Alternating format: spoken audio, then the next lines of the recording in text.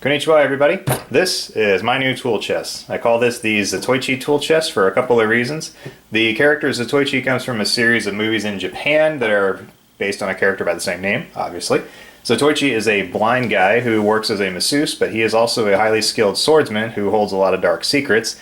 And this chest has a couple of little secrets, mind you, that sort of get their inspiration from the character. So I just want to give you kind of a brief overview of some of the features I put in this thing and some of the design elements. So I'm not a big fan of wooden carry handles on toolboxes that get quite heavy, just because I feel like the handle needs to absorb a little bit of the weight. So I went with a leather handle. This is just a leather luggage strap, nothing really special about it.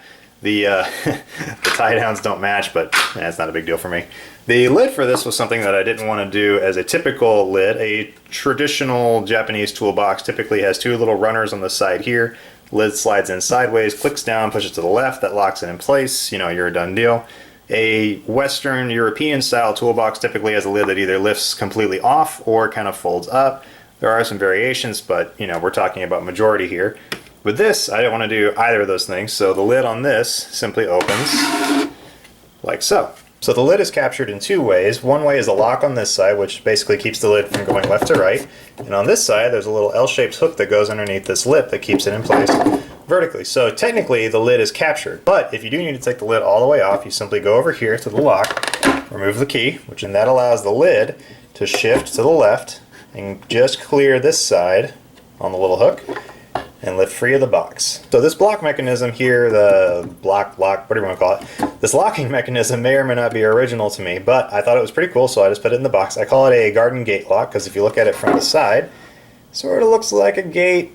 I might come up with a better name in the future. But the way this thing works is basically this piece of wood is attached to this block here, and the block is butted up against the side of the panel of the toolbox. If I want to take the lid off, like I did earlier, you take the key out, which is this guy, and basically there's two slots here, and that allows this block to move freely back and forth, letting you lift the lid free of the hook on the other side. And so when the lid's free and you need to put it back on, you basically push the block all the way, get it in here, no space, hate it.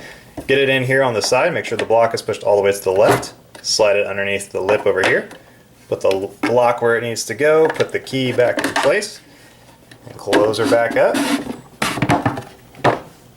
And that's that. And I realize that might be totally impractical, but you know what? I like it, it's cool, so it works for me, so you know what? I'm keeping it. Like I mentioned before, in keeping with these Zatoichi blind swordsman with a hidden skill sort of thing, the drawers on this were of a little bit more concern to me because I didn't want to have any sort of a metal latch that went down in the front, no sort of visible holdback, so actually right now, these drawers are locked shut. So the little blind secret that we have with this thing is that in order to unlock the drawers, you first open the lid here. You'll notice there's a little post hiding his little head right here. So this little post is actually the key for our drawers. So he comes all the way out,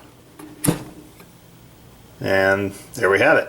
So to give you an idea how this works, I've taken the top drawer out, took the top drawer out to show you how this thing works. And so when you put the key in place, push it through, it threads through the top drawer and also threads through a little slot that's cut on the bottom drawer. And when you do that, it keeps the drawers in place, and this is stiff enough that it actually holds them in their standard position without actually wiggling too much and making too much of a racket or whatever have you. So with the key in the open position, which is up, I can simply pull my drawers open, close them like normal. There you have it. So this might be a little bit more difficult to see, but there's actually little recesses that I've cut on the ends of the drawers here that lets you basically open it a little bit easier. Instead of just having to use the one pull on the other side, you can also use this side. So the whole design for this thing started when I got this one piece of wood here for the front panel. I got it for a few bucks from my local hardwood supplier. And it's awesome.